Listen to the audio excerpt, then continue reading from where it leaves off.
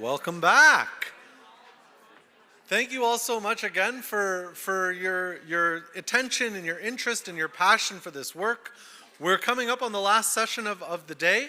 And then as a reminder, we'll have a networking break just outside upon the conclusion of today's convening. So with that, this is the topic that's been tickling the back of my brain all day. Recent news certainly has played a role in that. I'm so delighted to welcome our colleague David Arnett to the stage. David is the Director of Employment and Social Development Canada, and he's joining us to talk about tariffs and training, which about as relevant as you could possibly get. David, please.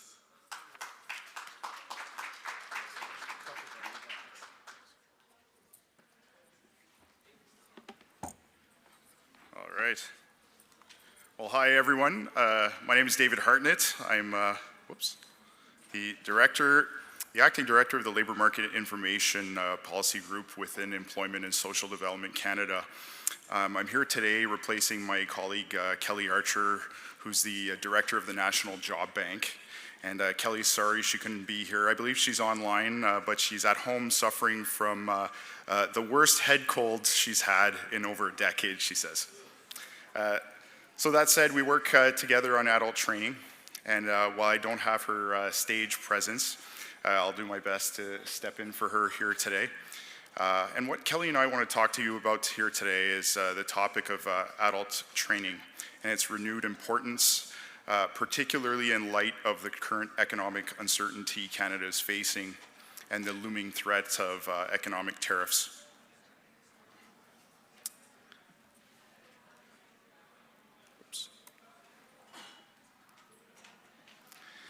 So I'm sure many of us didn't anticipate that we'd be here talking about tariffs up until a month or two ago. We've heard the rapidly evolving discourse about the significant impacts that tariffs could have on the Canadian economy, including labor market disruptions, layoff scenarios, particularly for trade-exposed firms and sectors, and those resulting regional impacts.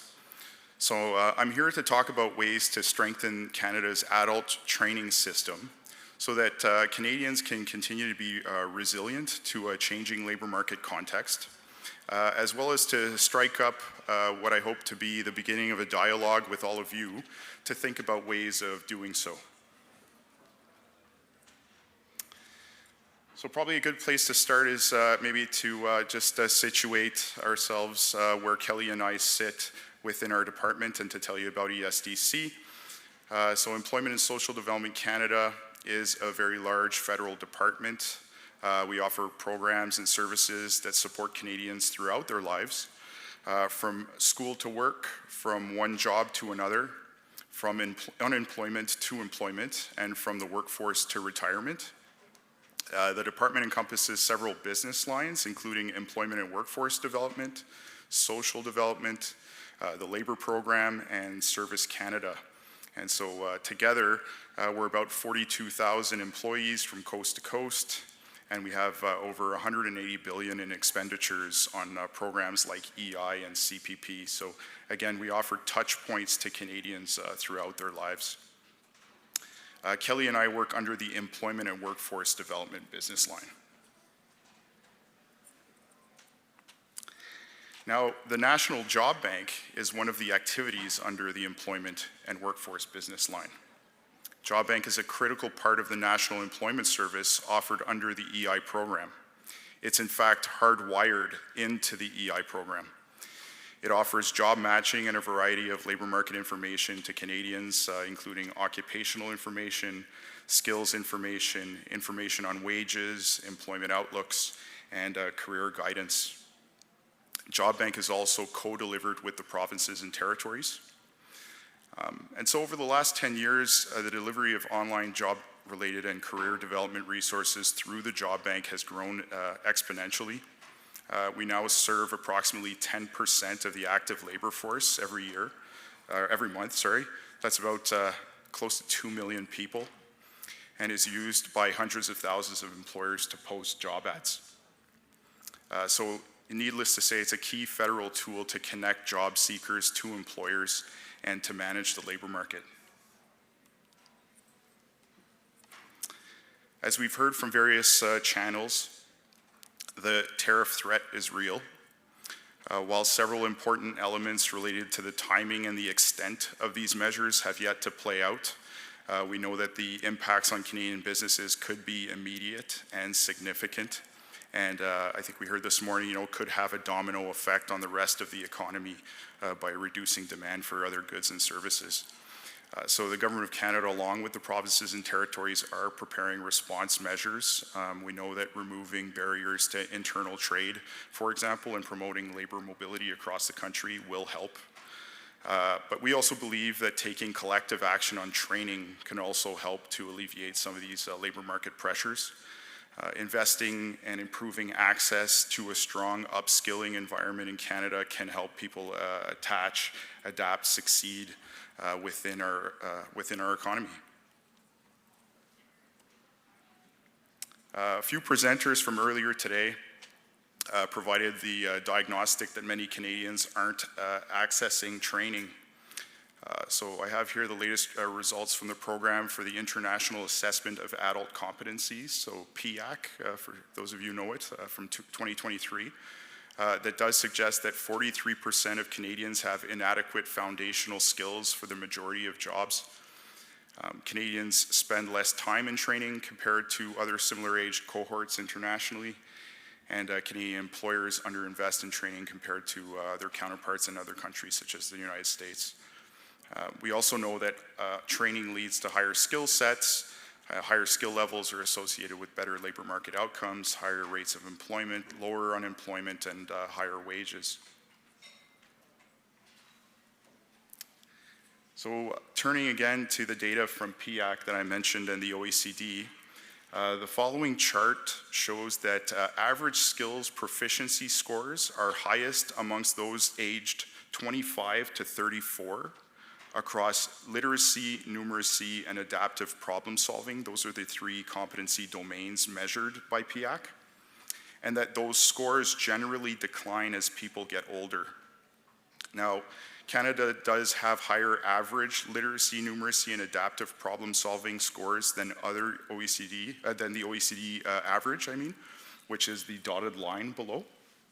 However, this is still of concern for mid-career workers or long-tenured workers in different industries who may have exited the formal education system years ago or may not be accessing continued education.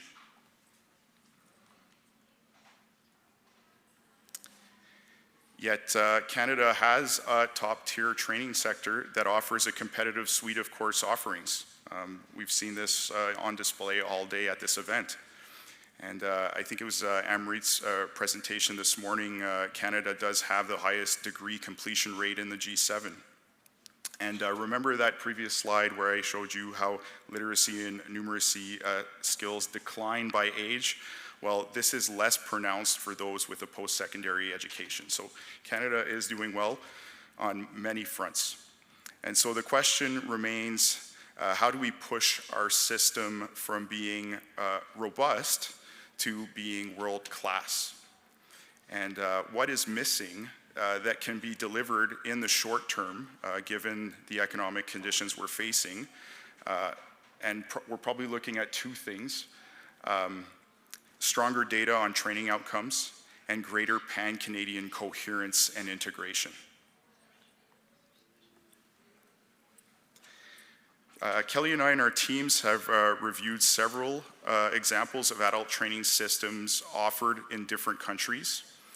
And the best practices for a national online training system include those that explain the value of training in terms of measurable outcomes, those that outline a national inventory of training opportunities, and those that are integrated into a country's public employment service that have traffic.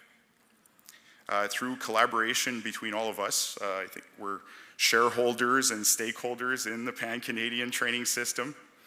We're confident that we'll be able to push Canada and stand up not only a world-class system, but one of the world's best. Now, let's start with the first best practice that could lead us closer to a pan-Canadian online training system that supports adult skills development. That would be the ability to link training outcomes to jobs and salaries. So people often ask the question, if I take this training, what job will I get, right? So often the answer requires data.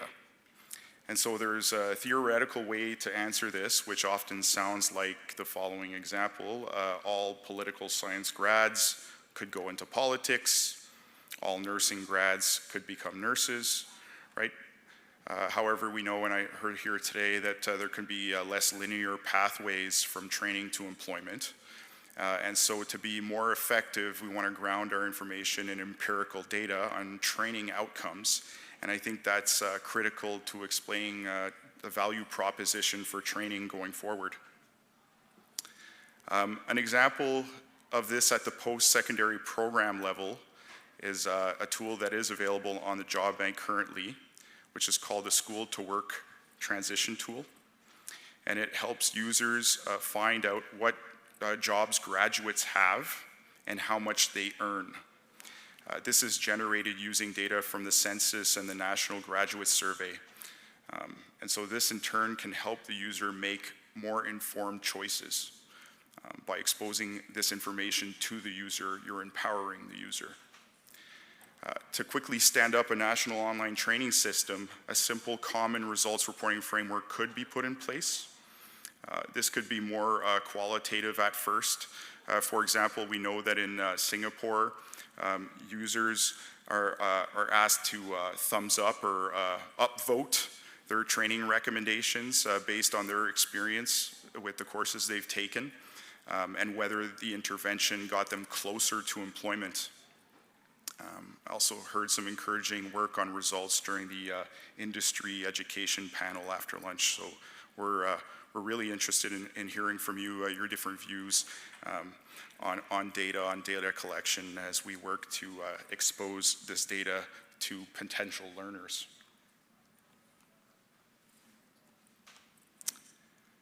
A second effective practice in moving towards a pan-Canadian training system is to make available a national inventory of training opportunities. It's obviously complex. Canada is a federation, right? We've got 13 different jurisdictions. A national inventory, though, could be helpful in answering the question of where do I find training that's available to me? I did want to acknowledge comments from our previous speakers here today about the importance of regional needs, the unique regional realities of local economies, and to have corresponding approaches to training. I think that's extremely important. But there also may be benefit in balancing these out with the importance of open access to national training opportunities. Geography should not limit what training you can access, especially as we work to promote greater labor mobility across Canada and we collectively continue to grow our digital training footprint. Here we offer a few ideas on how to achieve a national inventory. One idea could be to scale up existing regional inventories. eCampus Ontario is an example of a regional inventory. Two, ESDC has developed a prototype, and we could scale up this prototype and connect it with partners in the space through data sharing agreements. And three, there are a large number of private sector organizations with quality offerings, including many in this room, that I'm sure could put forward some innovative solutions. We'd love to see greater interoperability between their offerings as we take a closer look at what a national system could look like. So given the rapid pace of labor market change, Kelly and I, we really recommend that there's a pressing need to act now to better serve Canadians. So whatever solution we do choose, we need to make people aware of these options, and a strategy to bring more eyes to these opportunities is key. Which brings me to my third and final best practice for a world-class adult training system. which is one that factors in a traffic strategy. So let's imagine that we have accomplished our collective goal of obtaining better results data, and we've successfully created a national training inventory. Will people automatically go and register for training? I'm reminded of the 1990s hit film Field of Dreams, when Kevin Costner stated, if you build it, they will come. Well, probably not. So what are our options to drive traffic to different sites, right? So one option could be to focus our efforts on search engine optimization, where we really rely on Google to drive our traffic. We try to optimize our traffic through search. Another could be a purchase of ad space through media buys to let people know that these training opportunities exist. Internationally, best practices suggest that co-locating adult training systems with other public employment supports do drive better outcomes. And so remember at the beginning of my presentation when I mentioned that ESDC reaches Canadians at various touch points throughout their lives. This point is especially important in the context of training and upskilling, I think, where many Canadians could come into contact with the system, let's say the employment insurance system, following a job transition or an unexpected layoff. So regardless of the system we build and the approach, JobBank does remain interested in thinking about how we connect Canadians to these systems and training opportunities.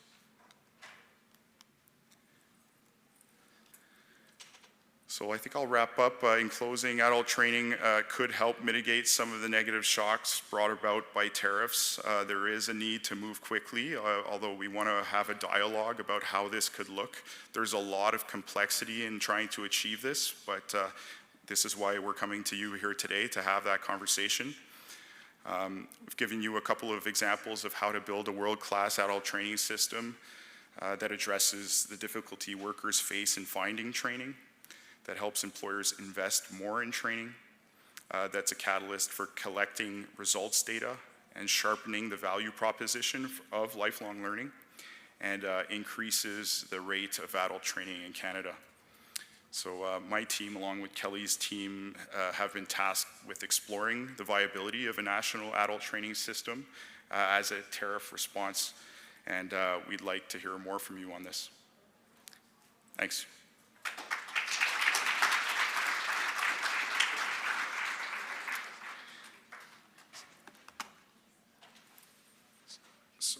I did put Kelly's email address up on screen if there are questions, but I might invite a member of Kelly's team up on stage with me and we can maybe field a couple of questions, but I do encourage you to email. Hi, Kelly.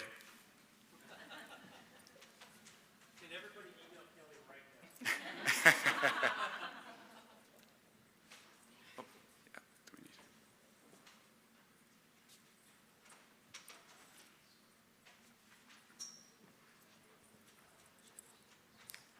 Apparently haven't heard enough of my own voice. One quick question around the development of a sort of centralized portal for skills training opportunities, which I think is an awesome concept. What's the effort to create a more streamlined or national skills strategy that we as post-secondary institutions could dovetail off of to understand what kinds of programming we should be creating at what kinds of tiers to benefit where the federal government is seeing gaps in the labor market, both like near term and over the long term. Where are we in building a national skills strategy and a cohesive alignment between that skills strategy and credentials? Right. Well, that's the million-dollar question. No, I think we're trying to have conversations right at different levels, right within our own spheres of influence kind of thing. So obviously the federal government is in conversations with the provinces and territories. I think Canada is one of the most decentralized skills training systems in the world. And so I think that is a challenge in many ways, but I think we're doing phenomenal on many, many fronts, right? So I think there is work to do. I think there is different approaches that you could take to come at this very important issue. One is, to set up the strategy and then understand the activities within it. Another way is maybe, focusing maybe on a product or something tangible that people can sort of wrap their heads around. What does this mean? How do we contribute to it? So I think we're still testing some of those ideas right now.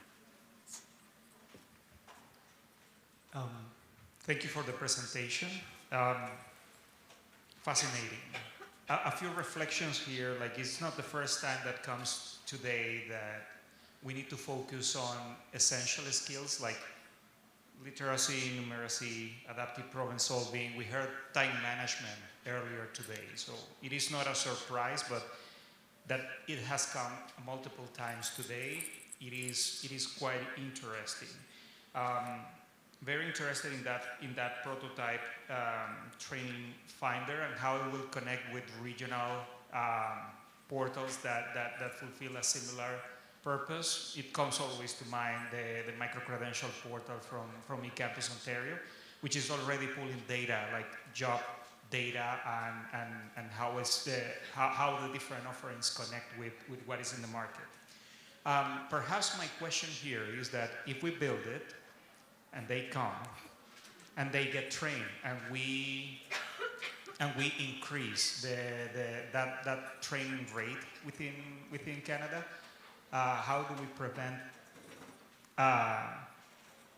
them from crossing the border and getting a job in the South? Like we discussed that earlier today, that there is a gap, especially in the IT field, that they are better paid. So how do we prevent that? It's a reflection perhaps not only for you, but for everyone in this group. And one last question. You show stats about the job bank. You mentioned something in slide like 90 million entries or searches in 2024. Have you segmented that or do you have data about how many people interested in coming to Canada are exploring the job bank to search for opportunities before they land in the country? Right. Oh, yeah. Got the job bank expert. So the information that we showed was actually the Canadian visits. That's pre-segmented. Job Bank does have a lot of international visitors as well. There is a lot of interest in coming to Canada, especially in the context of the immigration policy that we've had recently. So we do a lot of segmentation as far as that's concerned, but the data we presented today is specifically Canadian data and Canadian traffic. So we can share more information about that if you're interested, but everything we saw today was Canadian.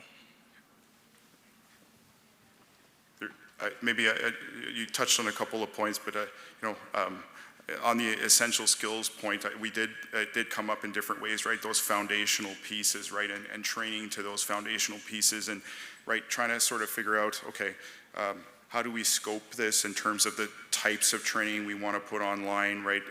Short duration, longer duration. What do we focus on? Do we focus on foundational skills, right? What are the quality standards? We know that regulatory bodies are often right in the provinces and territories, getting everybody on the same page, right? Ensuring accessibility. There's complexity around all of this, right? And so I think that, and there is a need, I think, that we've identified through, right, incoming pressures that we're going to face, right? So I think the idea is here is to sort of brainstorm a little bit. It's meant to start the conversation. I have some cards, and if people want to reach out and sort of we can unpack some of these topics together. But it is important, and I think one of the speakers this morning from the CME mentioned investments in STEM skills. I know there were some adult training advisory panels that had come out. It's probably close to 10 years now that we're suggesting that investments in STEM were important, but investments in foundational skills that are right applicable to all contexts for all employees might be your greatest bang for the buck. So, we're sort of weighing a lot of different options as we continue to think through this. Hi there. I'm so excited to have you both from your department because I've had many questions about your department for a very long time, so it's nice to see some representation. Specifically, I have some questions around the matching between the job bank. So today there's 107,000 jobs advertised on the job bank. That may even just be Ontario, actually. I didn't look at my filters. And then your department also oversees EI, right? So these are people many of whom I guess would be looking for work, hopefully. So can you maybe speak to any matching that happens between sort of the two lists of the job alerts. individuals? Great, thank you. So when David was talking about the deep integration with the employment insurance program, most people, when they lose their jobs and they go on EI, there are a couple exceptions of regular like seasonal work that are excluded from this, but most people are automatically signed up with what we call a job alert based off of their profile. And so this is their occupation type, this is their location, and then they have this done automatically for them. And so we have some information about them already based off of that, and we automatically sort of encourage them to start looking at what's available.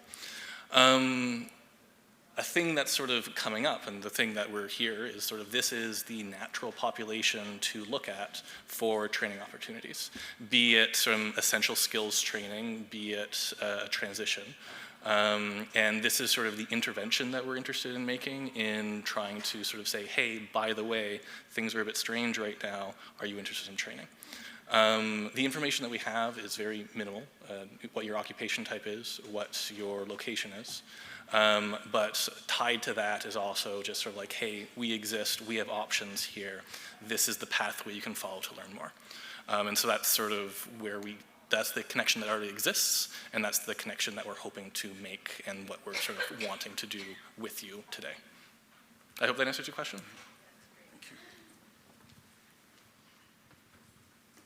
Hi there. Really interesting discussion, and very much to the forefront of my mind with the hopefully what doesn't come to be, but the potential of the tariffs. So for myself, I work directly with participants. I oversee participant journey with the programs that we run at Pellet Skills. One of the challenges that we've had over time is regards with EI and accessibility of folks on EI accessing training programs. And so curious to hear how, if that's in discussion about we want to increase workforce mobility, but there are red tape, administrative barriers for folks to access programs if they're on EI, and the decision at times for some folks is they can lose their EI if they do join certain programs, and that of course is a decision that most people they're going to choose, of course, to be sheltered and have those needs fulfilled. So I'm wondering how that, if there's discussions around making changes to that to support what may be coming, and also just to help in the now as well. Thanks for your question. So the EI system is very big, and we obviously, the government has devolved the delivery of training to the provinces and territories, and we work closely with our provincial territorial government counterparts to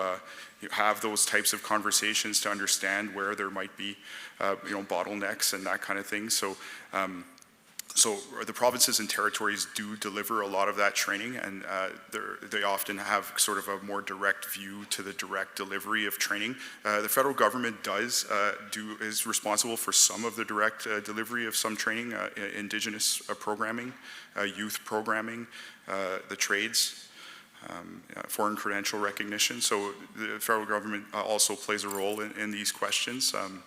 But no, the idea is to give access, right, and to look at different channels. So it's a big job.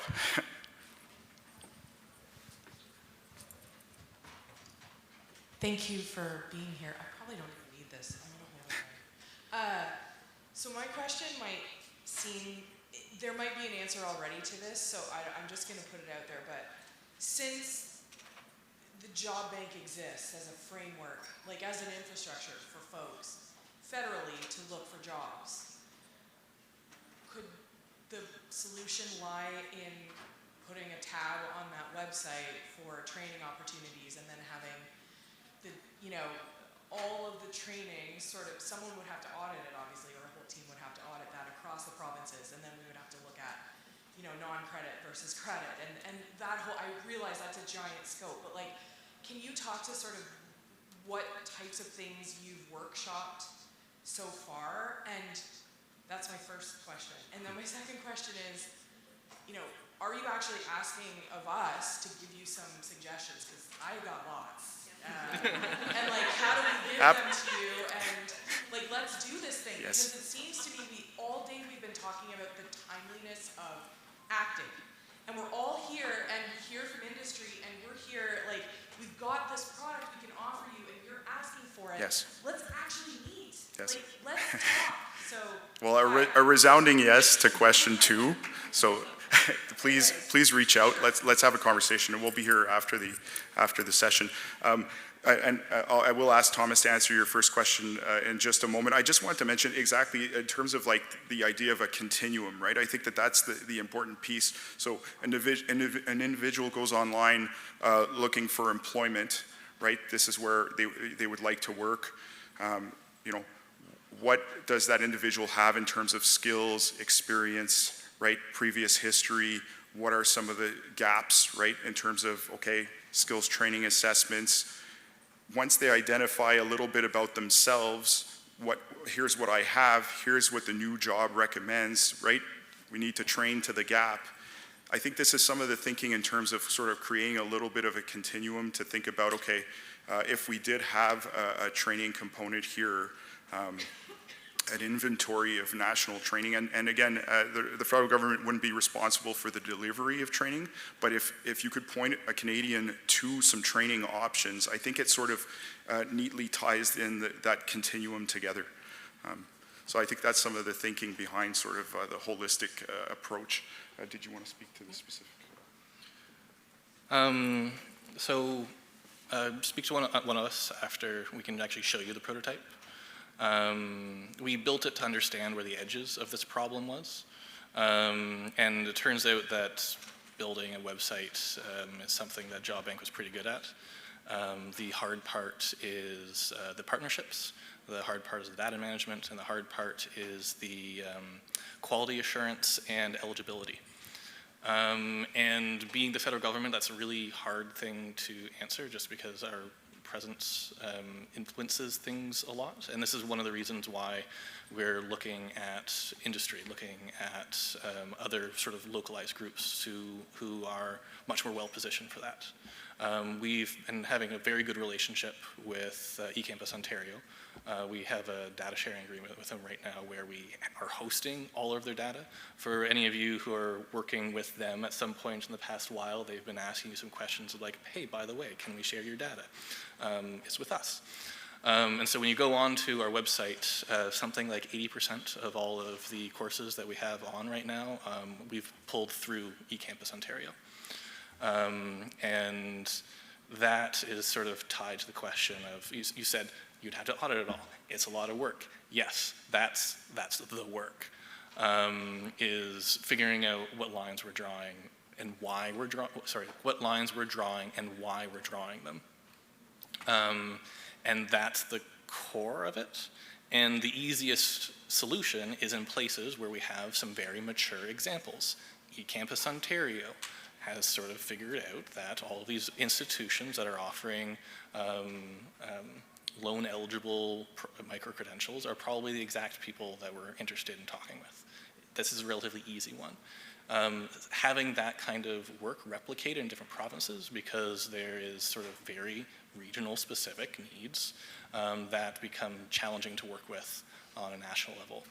And that's sort of like, what is the best way to approach this? We don't actually know. We're approaching the edge of what we've been able to do so far, and we're sort of wanting to talk to a wider group of people to figure out what the details are that we haven't figured out yet. And so this is, hi, we're here.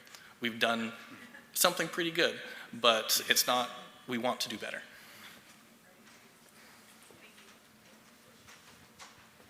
There is a question from the live stream, people online. Alternatively, as a solution, could we request action support from employers to include training the new hires for like 3 months as part of their new employee probationary period? So if I understood the question correctly, placing more onus on the employers to train as part of the hiring process, is that what I? Yeah, could we request action support from employers to include training for the new hires for like 3 months as part of their new employee for the probation period? Sorry for my English accent. Oh, je peux aller en français? Oh, vous pouvez absolument. Oui, donc il dit, est-ce que comme solution alternative, on peut demander un support de l'employeur pour inclure une période de formation pour les nouveaux employés, comme faisant partie de leur période de probation, les 3 mois de probation pour les nouveaux employés? Okay. Intéressant comme suggestion. Je pense que le système réglementaire de demander aux employeurs, c'est une question intéressante. Par contre, il y a des centaines de milliers d'employeurs au Canada. Can you answer in English? In English? Okay. I just asked it for my own comfort. So. Great. Great. So translation. Yeah. No, I was just saying, I think there's a regulatory environment that we'd have to, discuss, I think, around that question. Obviously, we want to encourage Canadian employers to invest in Canada, right, to train their employees. I think we want to incentivize training, right, within the workplace and, when hiring employees and the recognition of micro-credentials and, right, sort of alternative paths to employment. So I think, in terms of bringing the employer community along, I think it's important to sort of, have that discussion with them, see if employers would be interested in maybe finding a way to pilot, where they could invest sort of upfront in some of those investments. Although I did hear, those industry education partnerships. I think this is a perfect example where an employer maybe goes into a college, retrofits, some of its processes within, right, an educational institution. I think you've hardwired, right, industry education, and then when a student graduates, they've got a level 1 in manufacturing, and they can hit the ground running. So it's an interesting idea.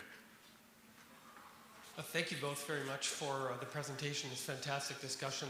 Kelly Archer's email is right there for everybody who didn't see it. We really enjoy our partnership with the Job Bank, and I've sent some statistics yesterday. So since we started data sharing with you, relative to the 4-week period last year, users are up 9%, page views up 11%, and personalized program searches are up 38%. That's really important for us because the micro-credential portal that we operate on behalf of Ontario is providing upskilling and reskilling opportunities, but is fundamentally also providing incremental net new revenue to our members. And we have a $2 billion annual revenue hole in Ontario. So that incremental net new revenue, last I checked, unless Emirates got a check for $2 billion, nobody's coming to cut a $2 billion check, and this problem is going to be solved by incremental net new revenue. So I would encourage you all to, if you're in Ontario, list your any short form course that you have. We will put in the micro-credential. We have AI tools that let you assign LMI to it with a click of a button. That makes it more findable. And we, last year, I guess in a total, we generated 15,000 click-through registrations for our members, somewhere between $15 million and $30 million worth of incremental new revenue. So it's really important. And if you're not from Ontario, come and talk to us because we can provide you the same software, the entire software stack to do a white-labeled micro-credential portal for your region or for your jurisdiction, and in so doing, have more learning opportunities that are regionally focused. So thank you so much for the discussion. This is absolutely essential. I'm really sorry that Kelly is not here, but you've done a really great job. Appreciate it. Thanks so much. We'll stick around after the session. Thank you.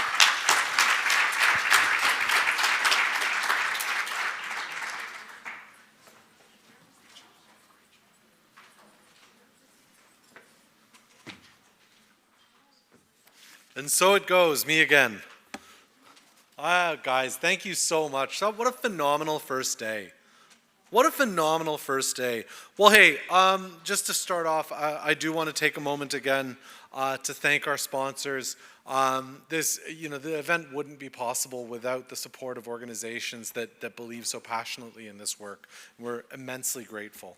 As a reminder, just following these comments here, we'll have a networking reception just to blow off a little bit of steam and get fired up for day 2. The photo booth is still here. Be cool, use the photo booth. Now, we started the day out outlining a clear challenge. The productivity gap is an issue that we have to be aware of and we have to be oriented to solving.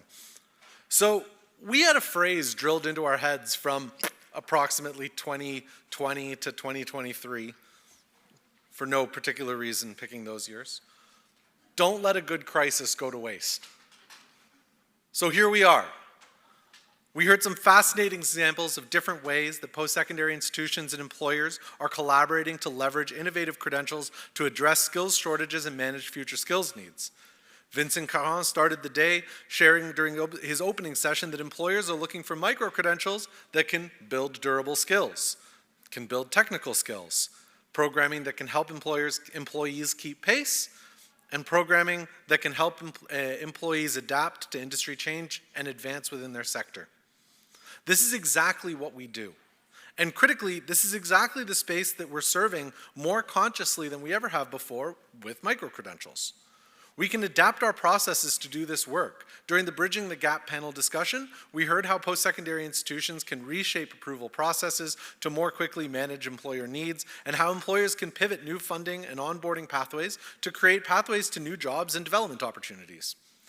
This work can be foundationally scalable, especially when it's focused on durable skills. Beverly Roy shared a great example from the Kinjgewin TEG and how they're leveraging and tailoring Mino Godwin programs to serve the healthcare and policing sectors. We know that the work can also specifically target community challenges, as discussed by Beverly, of course, but also by Katie Ablett and Carolyn Saint-Leu. This effort bridges the gap to scale from local to regional to provincial and then to national opportunities. David and his colleague just explained that by sharing key data around linkages between skills and salaries, you'll help to overcome the tendency for Canadians to disengage from learning after their degree programs. And this work can be revenue generating for our institutions, as Robert just pointed out. Arvind Gupta reflected on how industry responsiveness impacts demand triggers for post-secondary education. His example was that his unit's working on a new EV battery that's helping U of T compete with Stanford when it comes to potential enrollments at every level of the enrollment chain. This is the kind of stuff that we can really capitalize on, because these opportunities for outcomes-based learning are part of the micro-credentialing ethos. Val Walker shared a thought during her panel. When it comes to discussing our value, we cannot start from a place of assumption. We have to bring people along. And that's an idea that's really stuck in my head, because, I mean, for those of you who know, in my last role, I founded and managed a publication called The Evolution. And most of what we did was talk about why continuing ed is great. And I left that role and I started at Western, and I said, oh, I don't need to have that conversation anymore. Everyone already gets it. Guess what, y'all? We still have to do that work. We still have to prove our value every single day. We still have to highlight how the work we do supports our communities. It is essential as we move forward that we're establishing and scaling this vision for alternative and innovative credentialing, that we put the legwork in to ensure that we're effectively making our case while at the same time delivering value and while at the same time measuring that value so we can continue to make that case. So let's have a beer.